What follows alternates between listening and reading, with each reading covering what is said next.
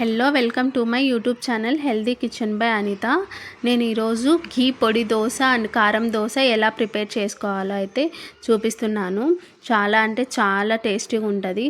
మనం బయట తినే ఫుడ్స్ కంటే ఇంట్లో చేసుకోవడం చాలా హెల్త్కి మంచిది కదా. మీరు ఒకసారి ట్రై చేయండి. చాలా అంటే చాలా టేస్టీగా ఉంటుంది. ఈవెన్ కారం దోశ కానీ ఘీ పొడి దోశ ఎలా ప్రిపేర్ చేసుకోవాలి అని నేను క్లియర్గా మీకైతే ఎక్స్ప్లెయిన్ చేశాను ఈ వీడియోలో. పొడి ఎలా ప్రిపేర్ చేసుకోవాలి అండ్ కారం ఎలా ప్రిపేర్ చేసుకోవాలి అనేది మీరు ఒకసారి ట్రై చేయండి.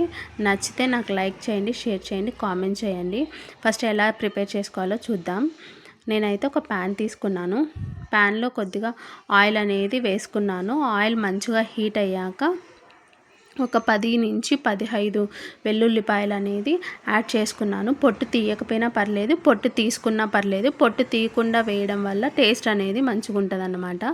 ఒక మీడియం ఫ్లేమ్లో కొద్దిగా దోరగా వేయించుకోండి. కొద్దిగా వేగాక 2 రెమ్మలు కరివేపాకు అనేది యాడ్ చేసుకోండి. కరివేపాకు కూడా చిటపటలాడుతూ మంచిగా వేగాలన్నమాట.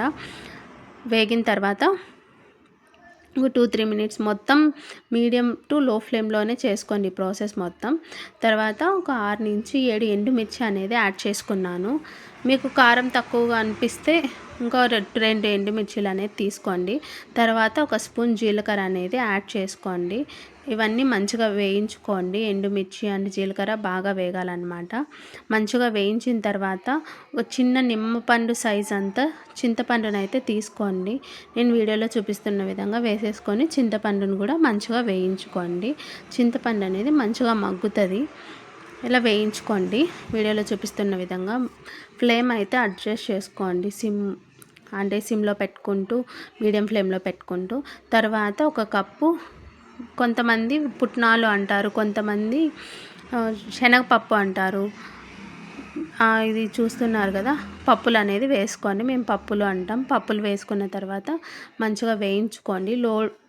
లో టు మీడియం ఫ్లేమ్లో పెట్టుకుంటూ వేయించుకోండి. తర్వాత సాల్ట్, రాళ్ళుప్పు ఉంటే రాళ్ళుప్పు, లేకపోతే సాల్ట్ అనేది యాడ్ చేసుకోండి. యాడ్ చేసుకొని బాగా వేయించుకోండి, దూరగా వేయించుకోండి.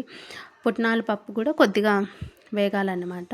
తర్వాత నేను వీడియోలో చూపిస్తున్న విధంగా ఒక్క స్పూన్ కంటే కూడా కొంచెం తక్కువ బెల్లం అనేది యాడ్ చేసుకోండి. బెల్లం యాడ్ చేసుకోవడం వల్ల టేస్ట్ అయితే చాలా బాగుంటుంది. మీరు ఒకసారి ట్రై చేయండి, చాలా బాగుంటుంది. తర్వాత నాకైతే అన్నీ వేగిపోయాయి. వేగిపోయిన తర్వాత ఆఫ్ చేసేసుకొని మంచిగా చల్లార్చుకోండి. చల్లార్చుకున్నాక ఒక మిక్సీ జార్లో వేసుకొని మెత్తగా గ్రైండ్ చేసుకోండి, పౌడర్ చేసుకోండి. పౌడర్ అనేది చాలా మెత్తగా ఉండాలన్నమాట. నేను వీడియోలో చూపిస్తున్నాను కదా, పక్కన పెట్టేసుకోండి. ఇప్పుడు కారం ఎలా ప్రిపేర్ చేయాలో చూపిస్తాను. ఒక 2 ఆనియన్స్ అయితే కట్ చేసుకున్నాను. తర్వాత 2 రెమ్మలు కరివేపాకు, ఒక 15 నుంచి తెల్లగడ్డలు, 10-15 తెల్లగడ్డలు, ఎండుమిర్చి ఒక 8, కొద్దిగా జీలకర్ర, ఒక స్పూన్ పసుపు అనేది యాడ్ చేసుకున్నాను. కొద్దిగా ఉప్పు, రుచికి సరిపడే ఉప్పు అనేది తీసుకోండి. మొత్తం ఒక మిక్సీ జార్లో అని వేసేసుకోండి. మిక్సీ జార్లో వేసేసుకొని మెత్తగా పేస్ట్ లాగా ప్రిపేర్ చేసుకోండి. ఇదే అండి కారం. చాలా అంటే చాలా బాగుంటుంది. మీరు దేనిలోకైనా ఈ కారం వేసేసుకొని ఎగ్ వేసుకోవచ్చు, ఏదైనా ఎగ్ దోశ అనేది ప్రిపేర్ చేసుకోవచ్చు. అండ్ కారం వేసి ఆనియన్స్ వేసుకొని ఆనియన్ దోశ ప్రిపేర్ చేసుకోవచ్చు. చాలా అంటే చాలా టేస్టీగా ఉంటుంది. లేకపోతే ఓన్లీ కారం వేసేసుకొని దోశ కూడా ప్రిపేర్ చేసుకోవచ్చు, కారం దోశ అని. ఇప్పుడు ఫైనల్గా చూస్తున్నారు కదా, నేనైతే దోశ వేసేసుకున్నాను. పొడి ఎలా వేసుకోవాలో అనేది నేను చెప్తాను. ఒకసారి మీరు ట్రై చేయండి, ఎలా వచ్చిందో కామెంట్ చేయండి. ఇప్పుడైతే దోశ వేసుకున్నాను. దోశ అనేది మరీ డ్రై అయిపోవాల్సిన అవసరం లేదు. నేను వీడియోలో చూపిస్తున్న విధంగా కొద్దిగా డ్రై అయితే చాలు. తర్వాత పొడి అనేది యాడ్ చేసుకోండి. మొత్తం పొడి ఎక్కువ కావాలనుకుంటే ఇంకా ఎక్కువ వేసుకోవచ్చు. నేనైతే లైట్గా పొడి అనేది యాడ్ చేసుకున్నాను.